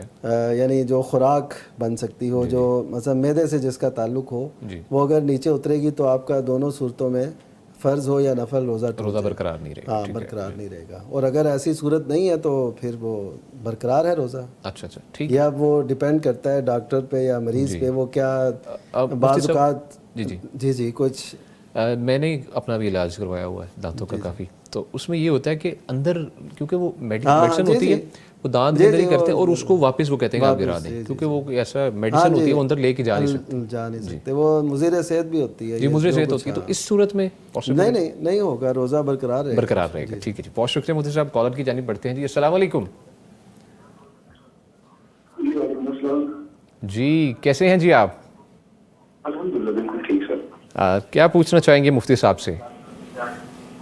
مفتی صاحب سے میرا سوال ہے، ایک بہن ہے اس کی شادی کو کتنے 12 سال ہو گئے، اس کا ایک بیٹا بھی ہے، تو اس کے شوہر نے دوسری شادی کی، جی تو ایسے حالات گزرے، اب جو ہے نا تقریباً ایک بار عدالت سے بھی صلح ہوئی ان کی، اچھا اچھا کی، ٹھیک ہے تو جو اب جو ہے نا اس نے تقریباً 2-3 مہینے پہلے جو ہے نا اس نے خلا کی درخواست کی، اچھا خدا کی جو ہے نا وہ فیصلہ ہوا جیسا آپ نے آرڈر کیا منسوخ کیا جاتا ہے، اور اس کے بعد جو ہے 3 مہینے کے بعد یہ دوسرا نکاح کر سکتے ہیں۔ اب 2 مہینے 2 مہینے گزر چکے ہیں، اب اس کے کچھ رشتے دار یا کچھ کہہ رہے ہیں کہ آپ کا نکاح ختم نہیں ہوا، ہم نے کسی مفتی صاحب سے یہ پوچھا ہے، انہوں نے کہا کہ نکاح دونوں ختم نہیں ہوتا۔ جی یہ دوبارہ سے ذرا بتائیے گا ذرا، آواز کٹی ہے، سمجھ نہیں آئی کال آپ کی جو ہے نا۔ جی جی جی تو وہ گھر والے کہہ رہے ہیں کہ آپ کا نکاح ختم نہیں ہوا ہے، کسی مفتی صاحب نے فتویٰ پوچھا ہے، جی جی جب تک نب طلاق نہ دے نکاح ختم نہیں ہوتا۔ ٹھیک ہے اب یہ پوچھا جاتا ہے کہ آپ نکاح کی کیا حیثیت ہے، وہ ختم ہو گیا ہے عدالت کے فیصلے کے بعد یا باقی ہے یہ صلح جو ہو سکتا ہے؟ اچھا اچھا ٹھیک ہے جی، بہت شکریہ مفتی عبدالولی خان صاحب، سوال آپ نے سنا، فرمائیے گا۔ جو حقیقت مسئلہ ہے وہ یہ ہے کہ جب خلع کی ڈگری جاری ہوتی ہے، یعنی عدالت وہ خلع کی ڈگری جاری کر دیتی ہے، تو اس کے بعد جو ہے نا وہ عورت عدت گزارتی ہے، جی بالکل، آگے نکاح نہیں کر سکتی۔ وہ 3 ماہ جو عدالت کی طرف سے ہوتے ہیں، 3 ماہ کے بعد پھر وہ آزاد ہو جاتی ہے، جہاں بھی نکاح کرنا چاہے نکاح کر سکتی ہے۔ اچھا اس 3 ماہ کے اندر جو اس کی عدت گزر رہی ہوتی ہے، دوران عدت، یہ عورت اور اس کا جو خاوند ہے جس سے اس نے خلع لیا ہے، ان کا آپس میں دوبارہ نکاح ہو سکتا ہے، رجوع نکاح کی صورت میں ہو سکتا ہے، اور کسی اور شخص کے ساتھ یہ ابھی نکاح نہیں کر سکتی جب تک یہ عدت جاری ہے۔ تو اس سابقہ خاوند کے ساتھ یہ دوبارہ نکاح کر سکتے ہیں، اور اگر عدت گزر بھی جائے، خلع کی جو عدت ہے اس کے بعد بھی دوبارہ یہ آپس میں نکاح کر سکتے ہیں، اس دوران بھی نکاح کر سکتے ہیں، رجوع نہیں ہو سکتا۔ رجوع کا مطلب یہ ہوتا ہے کہ جیسے کہ طلاق، ایک بندے نے طلاق دی، طلاق رجعی دی، تو ابھی 3 بار مینسج نہیں آئے، تو اب وہ اس دوران رجوع کرتا ہے کہ میں اپنی بیوی کی طرف رجوع کرتا ہوں، پھر اس کی بیوی ہی رہتی ہے، نکاح قائم رہتا ہے، لیکن اس صورت میں نیا نکاح کرنا پڑے گا، تب یہ اس کی بیوی بنے گی۔ ٹھیک ہے جی، بہت شکریہ مفتی صاحب، مفتی نعمان فاروقی صاحب۔ مفتی صاحب فرمائیے گا کہ ایک غیر مسلم خاتون ہے جی، اور ہمارے علاقے میں ایک کام شروع کیا انہوں نے، وہ سرمایہ لیتی ہیں اور اس پر ڈالرز کی صورت میں روزانہ کی بیس پر نفع دیتی ہے، ایسا درست ہے کرنا مفتی صاحب؟ نہیں، یہ درست نہیں ہے طریقہ۔ اصل میں ایسا ہے کہ کوئی بھی سرمایہ جو آپ سے جاتا ہے، یا تو وہ انویسٹمنٹ کے لیے ہے، یا قرض ہے، یا ہدیہ ہے، یعنی ہو سکتی ہے۔ تو اگر انویسٹمنٹ کی ہے تو اس میں نفع و نقصان میں شراکت ہوتی ہے، اور آپ کو پتہ ہو کہ جس کے سپرد آپ نے اپنی رقم کی ہے وہ اس سے کیا کر رہا ہے، سرمایہ کاری کیا ہو رہی ہے، نفع نقصان کی بیس تو وہی بنے گی نا۔ تو یہ پتہ ہی نہیں ہے، تو یہ تقریباً ایسے ہی ہوتا ہے جیسے بینک کرتا ہے، یا ایسے سمجھ لیں کہ جیسے وہ ڈبل شاہ ٹائپ لوگ ہوتے ہیں، وہ سرمایہ لیتے رہتے ہیں، دیتے رہتے ہیں، پھر آخر میں ان کا کوئی پتہ نہیں چلتا۔ تو اگر آپ نے نفع نقصان کی بیس پہ کسی سے شراکت کی ہے تو پھر آپ کو پتہ بھی ہونا چاہیے کہ وہ کس میں سرمایہ کاری کر رہا ہے، وہ حلال کام ہے یا حرام ہے۔ تو اگر حلال ہے تو آپ کی جائز ہوگی، پھر اس میں نفع نقصان کی شراکت پہ آپ شریک ہوں، لیکن وہ ڈیلی بیسس پہ، اور ایسے آپ آج آپ نے جمع کرایا اور کل ہی آپ کو انکم شروع ہو گئی، اور لوگ ایسے پھر اس کی ترویج کرتے ہیں، اس کو پھیلاتے ہیں، اور آج یہی لوگ چاہ رہے ہیں کہ راتوں رات ان کے پاس پیسے آتے رہیں، تو اس وجہ سے معاملات بڑے خراب ہو رہے ہیں۔ بالکل ایسے ہی، اور یہ درست نہیں ہے جی، اور یہ بھی وضاحت کر دوں کہ یہ کام غیر مسلم عورت کرے یا مسلمان عورت کرے، مسلمان مرد کرے یا غیر مسلم مرد کرے، تمام صورتوں میں ناجائز صورت ہے، سود والی صورت ہے۔ ٹھیک ہے جی، بہت شکریہ مفتی صاحب، کالر ہے ان کی جانب بڑھتے ہیں جی۔ السلام علیکم۔ وعلیکم السلام سر، کیا ہے ٹھیک ٹھاک؟ جی الحمدللہ جی، آپ کیسے ہیں؟ جی سر ٹھیک ٹھاک سر، میں محمد ایان بات کر رہا ہوں ساحل سے۔ جی جی صاحب فرمائیے، کیا پوچھنا چاہیں گے مفتی صاحب سے آپ؟ جی سر، سوال میرا یہ ہے کہ نا ایک تو ہوتا ہے ٹکا کیا ہے ہم لوگوں نے، تو جانور ذبح کیے ہیں، اور اس کا جو گوشت ہے وہ ہم نے تقسیم کر دیا ہے، ٹھیک ہے۔ اب اس میں اب یہ ہو رہا ہے کہ بعض بات نا حقیقہ کیا ہے اور دیگے وغیرہ پکوائی ہیں، مہمانوں کو بلایا، ان کی توازو کی ہے، سب کچھ کیا ہے، یہ ٹھیک ہے؟ अच्छा, गोश्त ही यानी कि मेहमानों को खिला दिया आपने? वही बांटना चाहिए। अच्छा अच्छा, ठीक है। तो ये काइंडली मुझे बता दें। चलें जी, बहुत शुक्रिया कॉल करने के लिए मुफ्ती अब्दुल वली खान साहब। मुफ्ती साहब फरमाइएगा। अकीक़ा एक खुशी वाली दावत है। जी जी, अल्लाह ताला ने बेटा दिया है तो 2 जान यानी 2 बकरे छतरे वग़ैरह आपने ज़बह करने हैं। बेटी है तो 1 बकरा छतरा बकरी भेड़ इसको ज़बह करना है। तो ये आप पका के दे दे खिलाएं लोगों को, या गोश्त जो है ना बग़ैर पकाए के लोगों के घरों में दे दे। जी। जो भी सूरत आपके लिए आसान है या जिस सूरत को भी आप इख्तियार करते हैं जायज़ है। जायज़, आपने जानवर ज़बह करना है और उस जानवर को या पका के तकसीम करना है या लोगों को बुला के खिलाना है या लोगों के घरों में गोश्त भेजना है, जी। पक्का गोश्त या कच्चा गोश्त, जो भी सूरत आप इख्तियार करते हैं तमाम सूरतें जायज़ हैं। अच्छा जी, बहुत शुक्रिया मुफ्ती साहब, मुफ्ती नुमान फारूकी साहब। मुफ्ती साहब जो है ना माशाल्लाह, इसी नौयत का ना आज एक सवाल हुआ, मैं कहता हूँ चलें उससे भी जी, ऐड ज़रूर कर लें। ऐड ये करें। था कि उन्होंने कहा कि हमारे कोई हमसाए थे, सामने रहते थे, तो उन्होंने वलीमा करना था, तो उन्होंने बच्चों के अकीके भी उसी वलीमे में कर दिए। अच्छा अच्छा अच्छा, ये दुरुस्त है मुफ्ती साहब?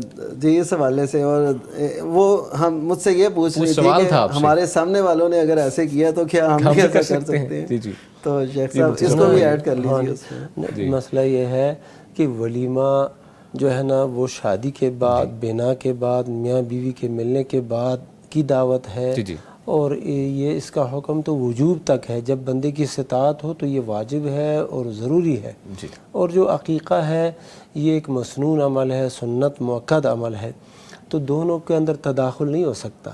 दोनों के अंदर तशरीक जिसको कहते हैं वो नहीं कर सकते। अकीक़ा एक अलग अमल है और जो है वलीमा अलग अमल है।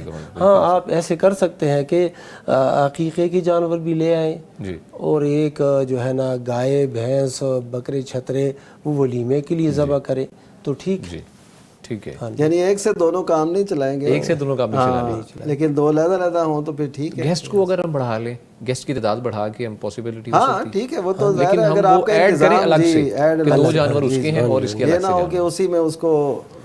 अच्छा अच्छा, ठीक है जी, बहुत शुक्रिया मुफ्ती साहब। प्रोग्राम का नाज़रीन वक्त ख़त्म हुआ चाहता है। हमारे साथ जो मुफ्तियान किराम का पैनल मौजूद रहा, हमारे साथ जो पहली शख्सियत मौजूद रही थी फ़ज़ीलतुल शेख मुफ्ती अब्दुल वली खान हफ़िज़हुल्लाह तआला, उनका शुक्रिया अदा करते हैं। मुफ्ती साहब बहुत शुक्रिया आपकी तशरीफ़ आवरी का। बारकल्लाह फ़ीक। आपकी मौजूदगी हमारे लिए जो है ना बाइस फ़ख्र है और हमें सीखने को मिलता बहुत कुछ। अल्लाह ताला आपको खुश रखे। और जो दूसरी शख्सियत मौजूद हैं जी, फ़ज़ीलतुल शेख मुफ्ती मोहम्मद नुमान फ़ारूकी हफ़िज़हुल्लाह तआला, हम का भी शुक्रिया अदा करते हैं। मुफ्ती साहब आप तशरीफ़ लाए, जज़ाकुमुल्लाह खैरा, अल्लाह ताला आपको खुश रखे। नाज़रीन, प्रोग्राम अपने इख्तिताम को पहुँचता है। एक छोटा सा रिमाइंडर है आपके लिए, जो इस प्रोग्राम को करने का मकसद भी है हमारा, पीर और जुमेरात का रोज़ा रखना। कोशिश करें खुद भी रोज़ा रखिए, अपने दोस्त अहबाब बहन भाई फैमिली मेम्बर्स जो हैं उनको भी तलकीन करें रोज़ा रखने की। रोज़े अल्हम्दुलिल्लाह अभी हमने रखे हैं, इस आदत को हम अपनाए रखें। ये सुन्नत जो है अल्हम्दुलिल्लाह इसको हम अपना लें अपनी ज़िंदगी में तो बहुत ही अच्छा हो जाए। अल्लाह ताला से दुआ है कि अल्लाह ताला हमारे लिए आसानियाँ पैदा फरमाए और अपना बहुत सा ख्याल रखिएगा, हमें अपनी दुआओं में याद रखिएगा। इंशाल्लाह मुलाकात होगी अगले प्रोग्राम में, तब तक के लिए दीजिए इजाज़त। अल्लाह निगहबान। أهل الذكر إن كنتم لا تعلمون فاسألوا أهل الذكر إن كنتم لا تعلمون. वेलकम बैक जी। गुफ्तगू का सिलसिला आगे बढ़ाते हैं, लेकिन आपको बताते चलें कि इस प्रोग्राम को स्पॉन्सर किया गया है सलवा बनास्पति एंड कुकिंग ऑयल और नेमत बनास्पति एंड कुकिंग ऑयल की जानिब से। अपने मुफ्ती साहब की जानिब बढ़ते हैं, मुफ्ती अब्दुल वली खान साहब। मुफ्ती साहब, सवालात का सिलसिला आगे बढ़ाना है कि ये सवाल काफ़ी गर्दिश में इस वक्त ना सोशल मीडिया के ऊपर बहुत से लोग जानना चाहते हैं कि एक ऐप है जिसमें 15 से 20 लोगों को ऐड करवाएं और ऐप को इंस्टॉल करवाया जाए, तो ऐप वाले एक गिफ्ट देते हैं, क्या ये ठीक है मुफ्ती साहब? वो गिफ्ट क्या चीज़ होती है? रकम की सूरत में, पैसों की सूरत में गिफ्ट होता है। लाइक अगर हम इन्होंने जो रखा है ना 15 से 20 लोग पर, जो अगर ऐड करते हैं ना, एक शख्स इंस्टॉल करेगा, आपका पर्टिकुलर कोई कोड होगा वो लगाया जाएगा اس پہ بونس ملتا ہے, وہ آپ کو بیک بونس آتا ہے, پیسے آتے ہیں. صحیح. تو وہ جو لوگ اس میں ایڈ ہوتے ہیں, جی جی, شامل ہوتے ہیں, تو وہ کیا کریں گے؟ مفتی صاحب کچھ نہیں کریں گے, صرف انسٹال اگر کریں گے نا, ہاں جسٹ اگر میرے کچھ روابط ہیں, میں کسی کو لنک بھیجوں گا, میرے لنک پہ جا کے وہ کلک کرے گا, ایپ کو انسٹال کرے گا موبائل کے اندر, تو مجھے اس کا جو ہے نا کیش بیک آ جائے گا اس چیز کا. صحیح. اس کے بارے میں تھوڑی سی تحقیق ہونا ضروری ہے. اگر شیخ صاحب کے ذہن میں اس کا کوئی جواب ہے تو وہ دیں گے, میں ذرا غور کر کے انشاءاللہ جی پھر مفتی صاحب, اگر آپ کی نظر سے گزرا یہ مسئلہ. جی جی, ایسا ہے کہ یہ اصل میں مارکیٹنگ کا ایک طریقہ ہے, ٹھیک ہے, اور اس میں زیادہ تر مارکیٹنگ جو ہے نا وہ غرر پہ مشتمل ہے, یعنی دھوکے پہ. ہاں, ہوتا کیا ہے کہ وہ جو ہے نا باقاعدہ ایسے نہیں ہوتا, یعنی ایسے سمجھیں کہ جیسے مارکیٹنگ ہو رہی ہے لیکن غلط طریقے سے, اس میں دھوکہ ہے. جی, اور اس طرح وہ اصل جو مالکان ہیں وہ سمجھ رہے ہوتے ہیں کہ اتنے بندے ایڈ ہو چکے ہیں ہمارے ساتھ, انہوں نے انسٹال کر لیے, وہ ہمارے سے متاثر ہیں اور انہوں نے یہ چیز اپنے فائدے کے لیے ڈاؤن لوڈ کی ہے. لیکن ہوتا ہے کہ یہ سب کچھ جو ہے نا وہ خود سے ہو رہا ہوتا ہے, یعنی ایک جیسے ہوتا ہے نا جیل سازی سے, لالچ دے کے لوگوں جی جی, کہ یار تم یہ کر لو تو کوئی نہیں, ایسے ہاں ایسے کر لیں گے, بالکل, تو کسی دوست سے کروا لی کوئی ایسے, یعنی اس کے پیچھے کوئی ہوتی نہیں حقیقت. جی بالکل ٹھیک. تو یہ ہے کہ کمپنی اپنی وہ چاہ رہی ہوتی ہے لیکن وہ دھوکے میں جا رہا ہوتا ہے سارا سلسلہ. ٹھیک ہے, اس وجہ سے یہ کام مشکوک ضرور ہے. مشکوک ضرور ہے. اگر in case direct company he offer کر رہی ہے, جو کمپنی نے لانچ کیا ہے, ہاں, اور یہ بندے بھی ٹھیک ہوں, جی ٹھیک ہے, یعنی جو بندے انہوں نے ساتھ شامل کیے ہیں ان کو کسی لالچ یا دھوکے سے نہ کیا ہو, صحیح مارکیٹنگ ہو جیسے کی جاتی ہے, اس میں کوئی شیشے میں نہ اتارا جائے, تو ٹھیک ہے. ٹھیک ہے جی, بہت شکریہ مفتی صاحب. مفتی نعمان فاروقی صاحب, آپ نے بہت جواب دیا, اللہ تعالیٰ آپ کو خوش رکھے, کیونکہ یہ کافی گردش میں تھا سوال, مجھ سے بھی کئی جو ہے نا دوست ہیں, کیونکہ جو آج کل سوشل میڈیا پہ کچھ دیر عرصہ پہلے جیس کیش کچھ ایسی ایپ ہے اس نام سے, اس نے بھی کیا, لیکن وہ تھا ڈائریکٹ کمپنی کی طرف سے, اس لیے میں نے آپ سے پوچھا کہ اگر ڈائریکٹ کمپنی کرتی ہے اس کا ڈفرینٹ ہے اس سے, اور جو اگر یہ لالچ ڈائریکٹ کرے اور جو کر رہے ہیں وہ بھی کوئی اس پہ دھوکہ دہی سے کام نہ لے. ٹھیک ہے, بہت شکریہ مفتی صاحب. مفتی عبدالولی خان صاحب, مفتی صاحب فرمائیے گا کہ ہندو کی کچھ رقم سے مسجد جو ہے نا وہ بنائی جا سکتی ہے, یا کوئی رقم ڈونیٹ کریں تو اس کو اللہ کے دین کے لیے استعمال کیا جا سکتا ہے؟ یہ جو مال حرام ہوتا ہے نا, جی جی, حرام مال, اس کی دو قسمیں ہوتی ہیں. ایک قسم تو ہے کہ جو عیناً اور ذاتاً حرام ہو, جی, اور ایک وہ ہے کہ کسباً حرام ہو, ذاتاً اور عیناً حرام نہ ہو, کسباً حرام ہو, ٹھیک ہے, یعنی اس کی وہ کمائی کا جو ذریعہ ہے نا وہ حرام ہو. ٹھیک ہے. تو جو عیناً اور ذاتاً حرام ہو اس کا استعمال تو بندہ اپنے آپ پر بھی نہیں کر سکتا, کسی اور کے لیے بھی نہیں کر سکتا, مسجد میں بھی وہ نہیں لگا سکتا, چاہے وہ مسلمان کا پیسہ ہو یا کسی ہندو کا پیسہ ہو. ٹھیک ہے. اچھا, اور جو ہے جو کمائی دوسری قسم کی ہو, اگر ہندو ہے اور اس نے وہ پیسہ کمایا ہے جائز طریقے سے, تو اس کو آپ مسجد میں بھی لگا سکتے ہیں, اور کسی مسلمان کو بھی اس کا تحفہ درست ہے, دینا درست ہے.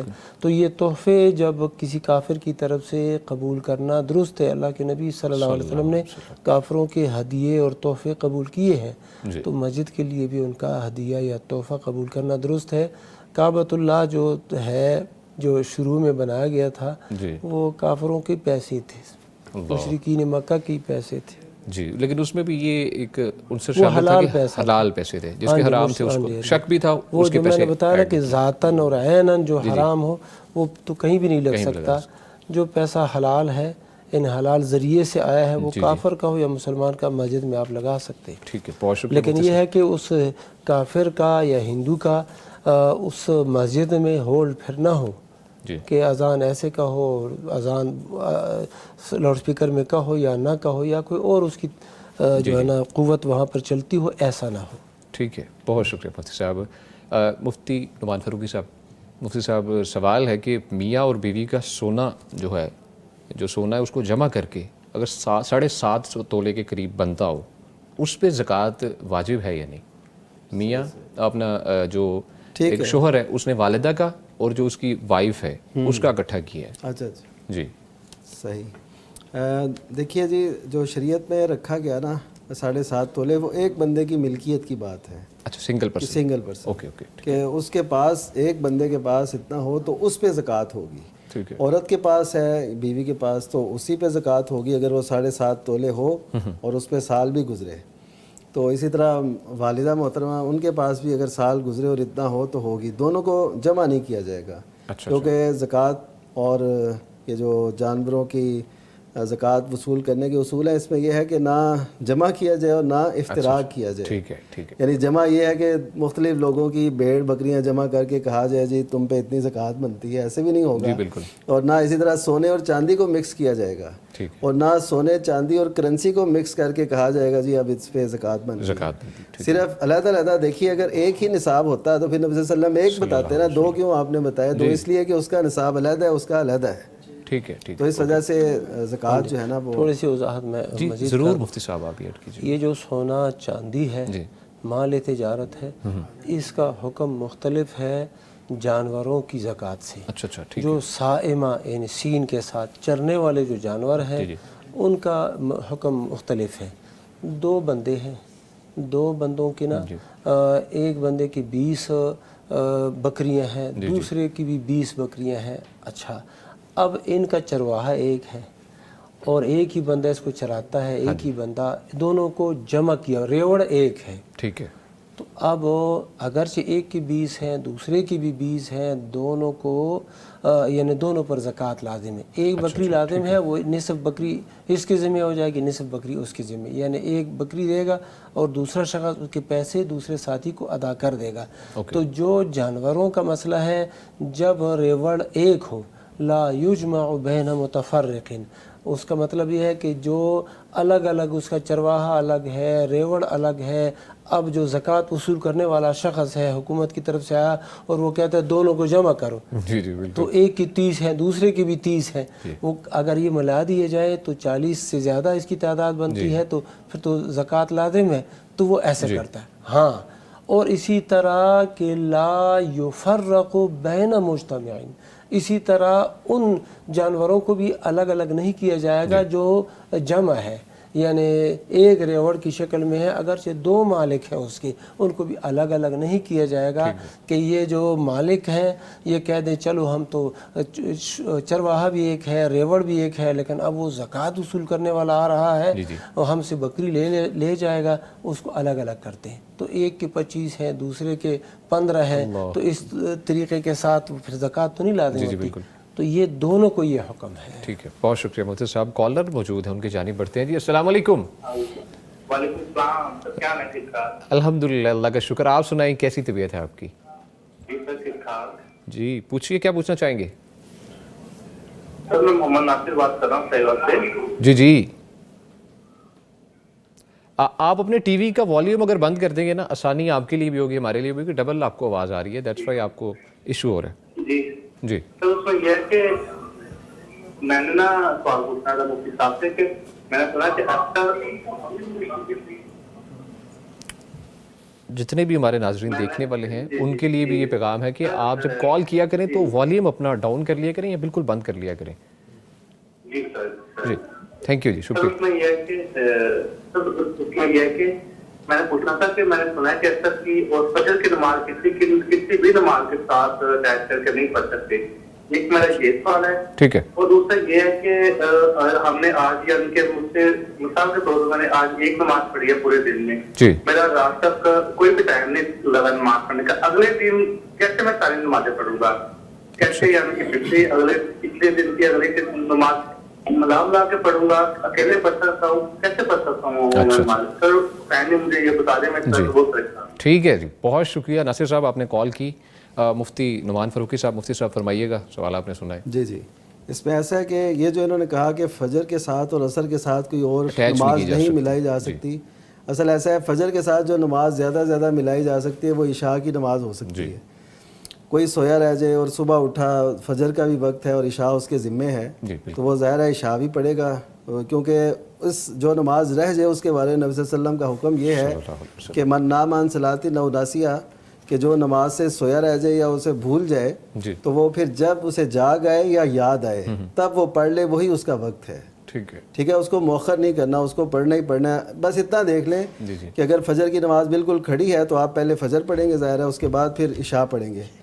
تو جو نفل سے نفل سے جو روکا گیا ہے اس سے مراد یہ ہے کہ وہ نفل نہیں پڑھنے، فرض جب بھی ہیں وہ پڑھنے ہی پڑھنے، بے شک عصر کے بعد ہوں چاہے فجر کے بعد ہو. جی ٹھیک ہے. باقی جو دوسرا مسئلہ انہوں نے پوچھا کہ گزشتہ روز کی نمازیں، یہ تو قطعاً نہیں ہے کہ آپ اگلے دن تک ان کو ڈیلے کریں. جب بھی آپ کو وقت ملے، اور اول ایسے ہونا نہیں چاہیے جیسے انہوں نے کہا نا، یہ کوئی بھی ایسی ایمرجنسی نہیں ہے کہ آپ کی دن بھر کی نمازیں رہ جائیں. اس بارے میں یہ کہوں گا اگر کوئی ایسی جاب کا معاملہ ہے، کئی ایسی کمپنیز ہیں جہاں پر الاؤ نہیں کیا جا سکتا، پاسبلٹی ہے، اگر یہ پاسبلٹی رکھی جائے کہ وہ سارے دن کی نمازیں ان کی رہ چکی ہیں. ہاں جی وہ میں بتا رہا ہوں کہ اگر ممکنہ ایسی کوئی صورت بن گئی ہے، کبھی کوئی ایسی صورت پیش آ گئی ہے، تو اس میں پھر ایسے کیا جائے کہ جب بھی آپ کو ٹائم ملے اس وقت آپ نے اس کی ساری نمازیں پڑھ لینی ہے جو آپ کے ذمے ہیں، عشاء کے بعد ہوں، مغرب کے بعد ہوں، جب بھی آپ کو ٹائم ملے آپ نے پوری نمازیں ساری پڑھ لینی ہے. اس کو اگلے دن تک مؤخر نہیں کرنا. وہ ایک حدیث سے غلط لوگوں نے سمجھا، نبی صلی اللہ علیہ وسلم نے فرمایا تھا کہ جس کی نماز رہ گئی ہے نا فجر کی، وہ اگلے دن اسے وقت پہ پڑھے، اگلے دن اسے وقت پہ پڑھے. تو انما التفریط فی النوم، انما التفریط فی الیقظہ، جو کمی ہے نا وہ بیداری کے عالم میں ہے، سوئے میں ایسا ہو جائے تو خیر ہے، یہ اس حدیث میں.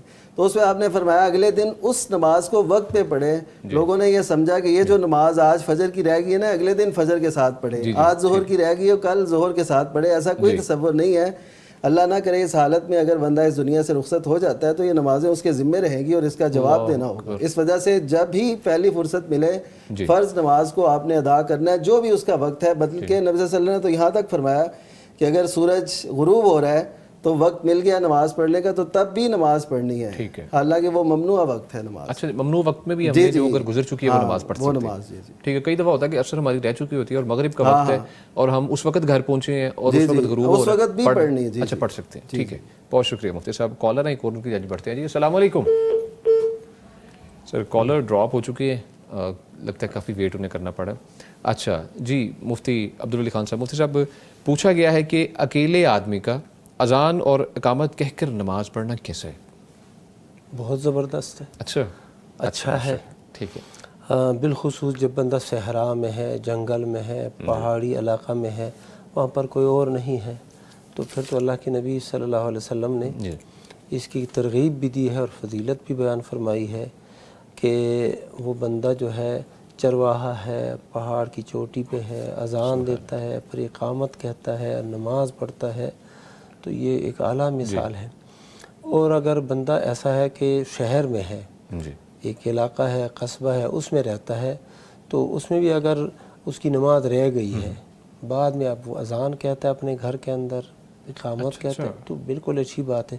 لیکن اگر وہ اذان نہ کہے اور اقامت بھی نہ کہے، کوئی حرج نہیں، اس کی نماز بالکل درست ہے. اچھا ٹھیک ہے جی. بہت شکریہ مفتی صاحب، مفتی نعمان فاروقی صاحب. مفتی صاحب نفلی روزے کی حالت میں دانت کی RTC کروائی جا سکتی ہے، روٹ کینال جو ہے اور فلنگ ہے وہ کروائی جا سکتی ہے نفلی روزے کی حالت میں؟ ہاں جی، دیکھیے روزہ فرض ہو یا نفل اس اعتبار سے فرق نہیں ہے، کیونکہ روزہ اگر وہ نفل ہے یا فرض، دونوں صورتوں میں ہم نے یہ دیکھنا ہے کہ کوئی بھی چیز آپ کے حلق سے نیچے نہ اترے. ٹھیک ہے. یعنی جو خوراک بن سکتی ہو، جو مثلا معدے سے جس کا تعلق ہو، وہ اگر نیچے اترے گی تو آپ کا دونوں صورتوں میں فرض ہو یا نفل روزہ برقرار نہیں رہے گا. ہاں برقرار نہیں رہے گا. اور اگر ایسی صورت نہیں ہے تو پھر وہ برقرار ہے روزہ. اچھا ٹھیک. یا وہ ڈیپینڈ کرتا ہے ڈاکٹر پہ یا مریض پہ، وہ کیا بعض اوقات. جی کچھ میں نے اپنا بھی علاج کروایا ہوا ہے دانتوں کا کافی، تو اس میں یہ ہوتا ہے کہ اندر کیونکہ وہ میڈیسن ہوتی ہے وہ دانت کے اندر ہی کرتے ہیں اور اس کو واپس وہ کہتے ہیں کہ آپ گرا دیں، کیونکہ وہ ایسا میڈیسن ہوتی ہے وہ اندر لے کے جا نہیں سکتے، وہ مضر صحت بھی ہوتی ہے. جی مضر صحت ہوتی ہے. تو اس صورت میں نہیں ہوگا، روزہ برقرار رہے گا. ٹھیک ہے جی، بہت شکریہ مفتی صاحب. کالر کی جانب بڑھتے ہیں. جی السلام علیکم. جی کیسے ہیں جی آپ؟ الحمدللہ بالکل ٹھیک سر. کیا پوچھنا چاہیں گے مفتی صاحب سے؟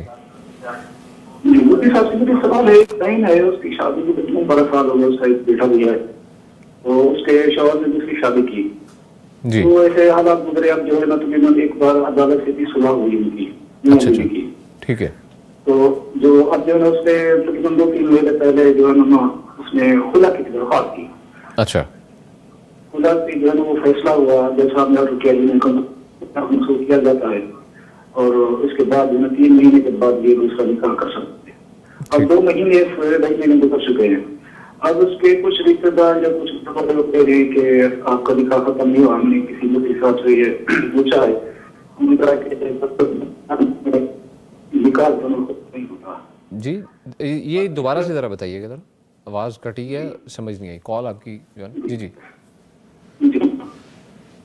تو وہ گھر والے کہہ رہے ہیں کہ آپ کا نکاح دونوں ختم نہیں ہوا ہے. کسی مفتی صاحب نے فتویٰ پوچھا ہے, جی جی جب تک مرد طلاق نہ دے نکاح ختم نہیں ہوتا. ٹھیک ہے. اب یہ پوچھنا چاہتے ہیں کہ آپ نکاح کی کیا حیثیت ہے, وہ ختم ہو گیا ہے عدالت کے فیصلے کے بعد یا باقی ہے یہ صلح جو ہو سکتا ہے. اچھا ٹھیک ہے جی, بہت شکریہ مفتی عبدالولی خان صاحب. سوال آپ نے سنا, فرمائیے گا. جو حقیقت مسئلہ ہے وہ یہ ہے کہ جب خلع کی ڈگری جاری ہوتی ہے, یعنی عدالت وہ خلع کی ڈگری جاری کر دیتی ہے, تو اس کے بعد جو ہے نا وہ عورت عدت گزارتی ہے. جی بالکل. آگے نکاح نہیں کر سکتی. وہ 3 ماہ جو عدالت کی طرف سے ہوتے ہیں, 3 ماہ کے بعد پھر وہ آزاد ہو جاتی ہے. جہاں بھی نکاح کرنا چاہے نکاح کر سکتی ہے. اچھا, اس 3 ماہ کے اندر جو اس کی عدت گزر رہی ہوتی ہے, دوران عدت, یہ عورت اور اس کا جو خاوند ہے جس سے اس نے خلع لیا ہے, ان کا آپس میں دوبارہ نکاح ہو سکتا ہے. رجوع نکاح کی صورت میں ہو سکتا ہے, اور کسی اور شخص کے ساتھ یہ ابھی نکاح نہیں کر سکتی جب تک یہ عدت جاری ہے. تو اس سابقہ خاوند کے ساتھ یہ دوبارہ نکاح کر سکتے ہیں, اور اگر عدت گزر بھی جائے, خلع کی جو عدت ہے, اس کے بعد بھی دوبارہ یہ آپس میں نکاح کر سکتے ہیں. اس دوران بھی نکاح کر سکتے ہیں. رجوع نہیں ہو سکتا. رجوع کا مطلب یہ ہوتا ہے کہ جیسے کہ طلاق, ایک بندے نے طلاق دی, طلاق رجعی دی, تو ابھی 3 بار مینسج نہیں آئے, تو اب وہ اس دوران رجوع کرتا ہے کہ میں اپنی بیوی کی طرف رجوع کرتا ہوں. پھر اس کی بیوی ہی رہتی ہے, نکاح قائم رہتا ہے, لیکن اس صورت میں نیا نکاح کرنا پڑے گا, تب یہ اس کی بیوی بنے گی. ٹھیک ہے جی, بہت شکریہ مفتی صاحب. مفتی نعمان فاروقی صاحب, مفتی صاحب فرمائیے گا کہ ایک غیر مسلم خاتون ہے جی, اور ہمارے علاقے میں ایک کام شروع کیا انہوں نے. وہ سرمایہ لیتی ہیں اور اس پر ڈالرز کی صورت میں روزانہ کی بیس پر نفع دیتی ہے. ایسا درست ہے کرنا مفتی صاحب؟ نہیں, یہ درست نہیں ہے طریقہ. اصل میں ایسا ہے کہ کوئی بھی سرمایہ جو آپ سے جاتا ہے, یا تو وہ انویسٹمنٹ کے لیے ہے, یا قرض ہے, یا ہدیہ ہے, یعنی ہو سکتی ہے. تو اگر انویسٹمنٹ کی ہے تو اس میں نفع و نقصان میں شراکت ہوتی ہے, اور آپ کو پتہ ہو کہ جس کے سپرد آپ نے اپنی رقم کی ہے وہ اس سے کیا کر رہا ہے, سرمایہ کاری کیا ہو رہی ہے, نفع نقصان کی بیس تو وہی بنے گی نا. تو یہ پتہ ہی نہیں ہے, تو یہ تقریباً ایسے ہی ہوتا ہے جیسے بینک کرتا ہے, یا ایسے سمجھ لیں کہ جیسے وہ ڈبل شاہ ٹائپ لوگ ہوتے ہیں, وہ سرمایہ لیتے رہتے ہیں, دیتے رہتے ہیں, پھر آخر میں ان کا کوئی پتہ نہیں چلتا. تو اگر آپ نے نفع و نقصان کی بیس پہ کسی سے شراکت کی ہے تو پھر آپ کو پتہ بھی ہونا چاہیے کہ وہ کس میں سرمایہ کاری کر رہا ہے, وہ حلال کام ہے یا حرام ہے. تو اگر حلال ہے تو آپ کی جائز ہوگی, پھر اس میں نفع نقصان کی شراکت پہ آپ شریک ہوں. لیکن وہ ڈیلی بیسس پہ, اور ایسے آپ آج آپ نے جمع کرایا اور کل ہی آپ کو انکم شروع ہو گئی, اور لوگ ایسے پھر اس کی ترویج کرتے ہیں, اس کو پھیلاتے ہیں, اور آج یہی لوگ چاہ رہے ہیں کہ راتوں رات ان کے پاس پیسے آتے رہیں. تو اس وجہ سے معاملات بڑے خراب ہو رہے ہیں. بالکل ایسے ہی. اور یہ درست نہیں ہے. جی, اور یہ بھی وضاحت کر دوں کہ یہ کام غیر مسلم عورت کرے یا مسلمان عورت کرے, مسلمان مرد کرے یا غیر مسلم مرد کرے, تمام صورتوں میں ناجائز صورت ہے, سود والی صورت ہے. ٹھیک ہے جی, بہت شکریہ مفتی صاحب. کالر ہے, ان کی جانب بڑھتے ہیں جی. السلام علیکم. وعلیکم السلام سر, کیا نصیب صاحب؟ جی الحمدللہ جی, آپ کیسے ہیں؟ جی سر کے ساتھ سر, میں محمد ریان بات کر رہا ہوں ساحل سے. جی ریان صاحب فرمائیے, کیا پوچھنا چاہیں گے مفتی صاحب سے آپ؟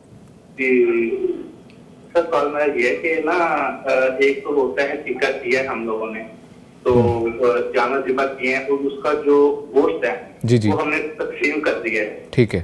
اب اس میں اب یہ ہو رہا ہے کہ بعض بات نا حقیقہ کی ہے, اور دیگی وغیرہ پکوائی ہیں, مہمانوں کو بلایا, ان کی توازو کی ہے, سب کچھ کیا, یہ ٹھیک ہے؟ اچھا, گوشت ہے یہ یعنی کہ مہمانوں کو کھلا دیا آپ نے, وہی بانٹنا چاہیے. اچھا ٹھیک ہے. چلیں جی, بہت شکریہ کال کرنے کے لیے مفتی عبدالولی خان صاحب. مفتی صاحب فرمائیے گا. عقیقہ ایک خوشی والی دعوت ہے. جی اللہ تعالیٰ نے بیٹا دیا ہے تو 2 جان, یعنی 2 بکرے چھترے وغیرہ آپ نے ذبح کرنے ہیں. بیٹی ہے تو 1 بکرا چھترا بکری بھیڑ اس کو ذبح کرنا ہے. تو یہ آپ پکا کے دے دیں، کھلائیں لوگوں کو، یا گوشت جو ہے نا بغیر پکائے کے لوگوں کے گھروں میں دے دے، جی جو بھی صورت آپ کے لیے آسان ہے یا جس صورت کو بھی آپ اختیار کرتے ہیں جائز ہے۔ جائز آپ نے جانور ذبح کرنا ہے اور اس جانور کو یا پکا کے تقسیم کرنا ہے یا لوگوں کو بلا کے کھلانا ہے یا لوگوں کے گھروں میں گوشت بھیجنا ہے، جی پکا گوشت یا کچا گوشت، جو بھی صورت آپ اختیار کرتے ہیں تمام صورتیں جائز ہیں۔ اچھا جی، بہت شکریہ مفتی صاحب، مفتی نعمان فاروقی صاحب۔ مفتی صاحب جو ہے نا ماشاء اللہ اسی نوعیت کا نا آج ایک سوال ہوا، میں کہتا ہوں چلیں اسے بھی ایڈ کر لیں۔ وہ یہ تھا کہ انہوں نے کہا کہ ہمارے کوئی ہمسائے تھے سامنے رہتے تھے، تو انہوں نے ولیمہ کرنا تھا، تو انہوں نے بچوں کے عقیقے بھی اسی ولیمے میں کر دیے۔ اچھا اچھا اچھا، یہ درست ہے مفتی صاحب؟ جی اس حوالے سے، اور وہ ہم مجھ سے یہ پوچھ رہی تھی کہ ہمارے سامنے والوں نے اگر ایسے کیا تو کیا ہم بھی ایسا کر سکتے ہیں؟ جی جی، تو شیخ صاحب اس کو بھی ایڈ کر لیجیے اس میں۔ مسئلہ یہ ہے کہ ولیمہ جو ہے نا وہ شادی کے بعد، بنا کے بعد، میاں بیوی کے ملنے کے بعد کی دعوت ہے، اور یہ اس کا حکم تو وجوب تک ہے، جب بندے کی استطاعت ہو تو یہ واجب ہے اور ضروری ہے۔ اور جو عقیقہ ہے یہ ایک مسنون عمل ہے، سنت مؤکد عمل ہے، تو دونوں کے اندر تداخل نہیں ہو سکتا، دونوں کے اندر تشریک جس کو کہتے ہیں وہ نہیں کر سکتے۔ عقیقہ ایک الگ عمل ہے اور جو ہے ولیمہ الگ عمل ہے۔ ہاں آپ ایسے کر سکتے ہیں کہ عقیقے کی جانور بھی لے آئیں اور ایک جو ہے نا گائے، بھینس، بکرے، چھترے وہ ولیمے کے لیے ذبح کریں تو ٹھیک ہے۔ ٹھیک ہے، یعنی ایک سے دونوں کام نہیں چلائیں گے، ایک سے دونوں کام نہیں چلائیں، لیکن دو علیحدہ علیحدہ ہوں تو پھر ٹھیک ہے۔ گیسٹ کو اگر ہم بڑھا لیں، گیسٹ کی تعداد بڑھا کے ہم پاسبلٹی ہو ہاں سکتی، ٹھیک ہے، وہ تو لیکن ظاہر ہے ہم اگر وہ آپ کا ایڈ کریں انتظام الگ سے ایڈ کہ دو جانور اس کے ہیں اور اس کے یہ الگ نہ سے ہو کہ اسی میں اس کو۔ اچھا اچھا ٹھیک ہے جی، بہت شکریہ مفتی صاحب۔ پروگرام کا ناظرین وقت ختم ہوا چاہتا ہے۔ ہمارے ساتھ جو مفتیان کرام کا پینل موجود رہا، ہمارے ساتھ جو پہلی شخصیت موجود رہی تھی فضیلت الشیخ مفتی عبدالولی خان حفظہ اللہ تعالیٰ عنہ کا شکریہ ادا کرتے ہیں۔ مفتی صاحب بہت شکریہ آپ کی تشریف آوری کا، بارک اللہ فیک، آپ کی موجودگی ہمارے لیے جو ہے نا باعث فخر ہے اور ہمیں سیکھنے کو ملتا بہت کچھ۔ اللہ تعالیٰ آپ کو خوش رکھے۔ اور جو دوسری شخصیت موجود ہیں جی فضیلت الشیخ مفتی محمد نعمان فاروقی حفظہ اللہ تعالیٰ، ہم کا بھی شکریہ ادا کرتے ہیں۔ مفتی صاحب آپ تشریف لائے، جزاکم اللہ خیر، اللہ تعالیٰ آپ کو خوش رکھے۔ ناظرین پروگرام اپنے اختتام کو پہنچتا ہے، ایک چھوٹا سا ریمائنڈر ہے آپ کے لیے، جو اس پروگرام کو کرنے کا مقصد بھی ہے ہمارا، پیر اور جمعرات کا روزہ رکھنا۔ کوشش کریں خود بھی روزہ رکھیے، اپنے دوست احباب، بہن بھائی، فیملی ممبرز جو ہیں ان کو بھی تلقین کریں روزہ رکھنے کی۔ روزے الحمدللہ ابھی ہم نے رکھے ہیں، اس عادت کو ہم اپنائے رکھیں، یہ سنت جو ہے الحمدللہ اس کو ہم اپنا لیں اپنی زندگی میں تو بہت ہی اچھا ہو جائے۔ اللہ تعالیٰ سے دعا ہے کہ اللہ تعالیٰ ہمارے لیے آسانیاں پیدا فرمائے، اور اپنا بہت سا خیال رکھیے گا، ہمیں اپنی دعاؤں میں یاد رکھیے گا۔ انشاءاللہ ملاقات ہوگی اگلے پروگرام میں، تب تک کے لیے دیجیے اجازت، اللہ نگہبان۔ أهل الذكر إن كنتم